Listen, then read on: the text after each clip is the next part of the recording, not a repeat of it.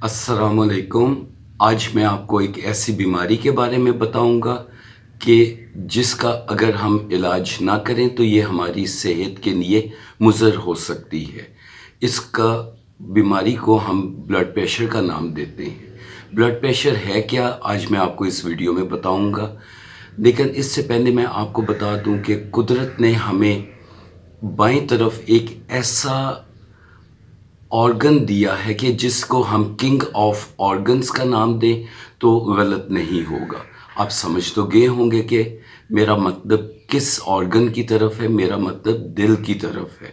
दिल, अब ये है क्या चीज़, मैं अब आपको बताऊं कि दिल जो है ये बहुत से मजबूत पट्टों से या मसल से मिलकर बना है। और जब ये जो है हार्ट जो है ये सिकुड़ता है तो खून जो है वो बॉडी में जाता है, और जब ये रिलैक्स करता है तो ब्लड जो है वो बॉडी से इसके अंदर इकट्ठा हो। जब हार्ट का मसल रिलैक्स करता है, जो गंदा ब्लड जिस्म में होता है वो सारा हार्ट के अंदर से होके लंग्स में चला जाता है। अब लंग्स के अंदर जो हम इनहेल करेंगे ऑक्सीजन और एयर, इस एयर के अंदर ऑक्सीजन पार्टिकल्स बहुत ज़्यादा होते हैं। ये ऑक्सीजनेटेड जो एयर है ये आके कार्बन डाइऑक्साइड को रिप्लेस कर देगी। इस तरह से हम देखते हैं कि अब जो वो ब्लड है वो ऑक्सीजनेटेड हो गया। अब ये हार्ट का काम है कि इस ऑक्सीजनेटेड जो ब्लड है उसको ये बॉडी के एक एक हिस्से तक, एक एक सेल तक ये पहुंचाए। एक बात मैं और आपको बता दूं कि जो न्यूट्रिएंट्स हैं, जो ग़िज़ाइयत है जो हम खाते हैं, वो न्यूट्रिएंट्स जो हैं वो भी ब्लड के अंदर आ जाते हैं। और उसके बाद हार्ट का काम है कि इन न्यूट्रिएंट्स को और ऑक्सीजनेटेड ब्लड को जो है वो जिस्म के एक एक सेल तक पहुंचाना। ये काम जो है ये ब्लड साथ बड़ी खूबी से सर अंजाम देता है। इस तरह से हम कह सकते हैं कि जो ब्लड है वो एज ए ट्रांसपोर्ट मैसेंजर काम करता है, खून को जिस्म के एक एक हिस्से या सेल तक लेके जाता है, जिस्म का मौसलाती निज़ाम चलाता है। इसके बाद अब मैं आपको ये बताऊं कि जो हार्ट है जब ये नॉर्मली कॉन्ट्रैक्ट करता है तो ये ब्लड जो है ये खून की आगे जितनी है नाड़ियों के अंदर जाके जिस्म के मुख्तलिफ ऑर्गन्स तक पहुंचता है। लेकिन जब ये कॉन्ट्रैक्ट करता है तो खून का प्रेशर ब्लड वेसल्स, खून की नालियों के अंदर बढ़ जाता है। और चूँकि वो उनमें एक खासियत है खून की नालियों में कि वो फैलती हैं, इसलिए जब वो रिलैक्स करती हैं तो उसके अंदर ब्लड इकट्ठा हो जाता है। इस तरह से ब्लड प्रेशर इंक्रीज़ नहीं होता।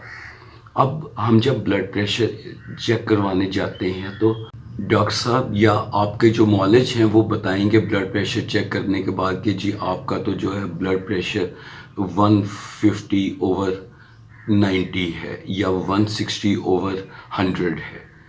ये तो जी बहुत ज़्यादा बढ़ा हुआ है। मौलिज जिस वक्त आपका ये बताएगा आप तो आगे से कहेंगे नहीं जी मुझे तो कुछ महसूस ही नहीं हो रहा। अब ये जो ऊपर का ब्लड प्रेशर है ये है क्या, असल में इसका मतलब क्या होता है। जब दिल सिकुड़ता है तो खून जो है जो हार्ट के अंदर है वो पंप कर होता है पूरे जिस्म के अंदर। जब ये पंप होता है तो उसकी वजह से जो खून की शरियानें हैं वो कुछ रिलैक्स करेंगी, लेकिन वक्त के साथ साथ देखने में आया है कि ये शरियानें जो हैं सिकुड़ती हैं और ज़्यादा रिलैक्स नहीं होती। इसकी वजह से जो है वो जो ब्लड है वो उसके अंदर ही रहेगा और बहुत ही प्रेशर से आगे को मूव करेगा। जब ये आगे को मूव करेगा, अब इस खून ने जाना किधर है, या तो ये आंखों में जाएगा या ये सप्लाई कर रहा है गुर्दों में। अब जहाँ पे भी ये सप्लाई कर रहा है उस जगह पे प्रेशर एकदम ज़ोर से जाके टकराएगा اور اس کی جتنی ایپیتھیلیل یا بلڈ ویسلز ہیں جو کہ بہت چھوٹے سائز کی ہوتی ہیں، جو اتنا پریشر برداشت نہیں کر سکتی، یا تو آنکھوں میں جائے گا تو وہ پھٹ جائیں گی، یا اگر گردوں میں جائے گا تو گردے جو ہیں وہ کام کرنا آہستہ آہستہ چھوڑ دیں گے۔ اسی لیے جو ہے ہمیں بلڈ پریشر کو کنٹرول میں رکھنا چاہیے۔ نارمل بلڈ پریشر تو 120/80 ہے۔ اوپر کا جو ہے 120 سے مراد ہے کہ یہ سسٹولک بلڈ پریشر ہے، اور 80 جو کہ نیچے والا ہے اس سے مراد ڈائسٹولک بلڈ پریشر ہے۔ جب معالج آ کے مریض سے پوچھتا ہے کہ تمہارا بلڈ پریشر کتنا ہے، تو وہ بتائے گا کہ میرا 150 ہے، 160، 170، لیکن وہ نیچے کا نہیں بتائے گا۔ اس کے نزدیک صرف اوپر والے کی ہی امپورٹنس ہے۔ نہیں، ایسی کوئی بات نہیں ہے، یہ غلط ہے۔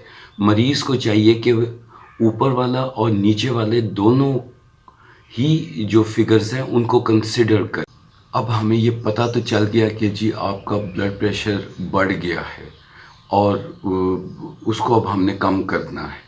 اب یا تو دیکھیں آپ اپنے معالج یا ڈاکٹر کے پاس چلے جائیں اور جس طرح سے بھی وہ ایڈوائز کرے وہ دوائیاں شروع کر دیں، لیکن یہ دوائی جو ہوگی یہ آپ کو ریسٹ آف یور لائف، باقی جو زندگی ہوگی اس میں آپ نے پھر کھاتے رہنا ہے۔ یا تو آپ ایسے کر لیجئے یا آپ اپنے لائف سٹائل کو ہی چینج کریں۔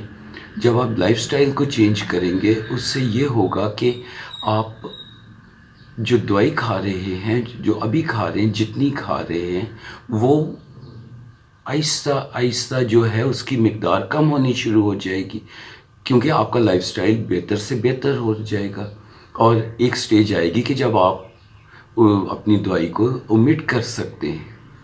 اب لائف سٹائل کو چینج کرنے کے لیے جو ہے کچھ میں آپ کو چیزیں چند ایسی بتاتا ہوں جو کہ میرا خیال ہے کہ کوئی اتنی مشکل نہیں ہے۔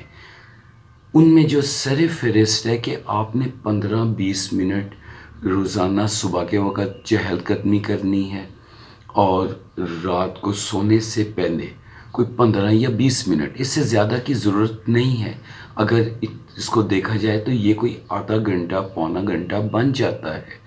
اس سے آپ کی جو خون کی شریانیں ہیں وہ کھل جائیں گی، ان میں آکسیجنیٹڈ بلڈ جائے گا، اس طرح سے آپ کا بلڈ پریشر کافی حد تک کم ہوگا۔ اس کے ساتھ ہی جو ہے جتنی ہم مرغن غذائیں ہیں ان کو کم سے کم استعمال کریں۔ میں یہ تو نہیں کہوں گا کہ آپ ایک دم ہی چھوڑ دیں، بہت مشکل ہوتا ہے، اور چھوڑنی بھی نہیں چاہیے، وہ بھی نقصان دیتی ہیں۔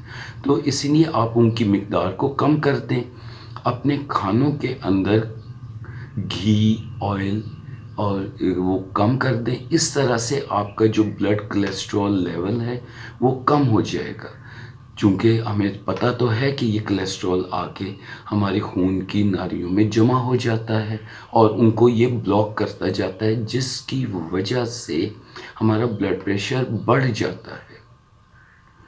اس کے ساتھ ہمیں دن میں کم سے کم 6 سے 8 گلاس پانی کا پینا چاہیے۔ اس طرح سے پانی پینے سے ہمارے جو جسم کے مسام ہیں وہ کھل جائیں گے۔ ساتھ ہی ہمیں سبزی کا استعمال کرنا چاہیے، صرف مرغن غذا ہی نہیں ہمیں کھانی چاہیے ایک حد میں، لیکن ہمیں ساتھ ہی ساتھ سبزی جو ہے اس کا استعمال کرنا چاہیے، جس میں کہ کوکمبر آ جاتا ہے، ویجیٹیبلز، آپ گاجر، کوکمبر جو ہے کیبیج، ان کا جو سیلڈ بنائیں، اوپر آپ معمولی سا جو ہے لیمن وہ ہے اسپرنکل کر لیں، اور ساتھ ہی آپ جو ہے کوئی بھی جو ہے اور چیز اس کے اندر اپنے ٹیسٹ کے مطابق ایڈ کر کے اس سیلڈ کو اپنی غذا کا حصہ بنائیں۔ اس طرح سے آپ کا پیٹ بھی بھر جائے گا اور آپ کو جو نیوٹرینٹس ہیں جو ہمیں چاہیے وہ بھی مل جائیں گی۔ ساتھ ہی ہمیں اسموکنگ کو چھوڑنا چاہیے، لیکن دن بدن جیسے دیکھنے میں آ رہا ہے کہ ہمارا معاشرہ اسموکنگ کی طرف بہت بڑھ رہا ہے، تو اس سے ہمیں جو ہے وہ بلڈ ویسلز اور دل کی بیماریاں بڑھتی جا رہی ہیں۔ ان تمام تدابیر کو استعمال کریں تو ہم دیکھیں گے کہ ہمارا بلڈ پریشر بہت حد تک کنٹرول میں رہے گا۔ اگر آپ کو میرے یہ health tips regarding lowering of blood pressure پسند آئے ہیں تو کائنڈلی ہمارے اس چینل کو سبسکرائب کریں، میری اس ویڈیو کو لائک کریں اور اپنے دوست احباب میں شیئر کریں۔ After all health is our priority. شکریہ۔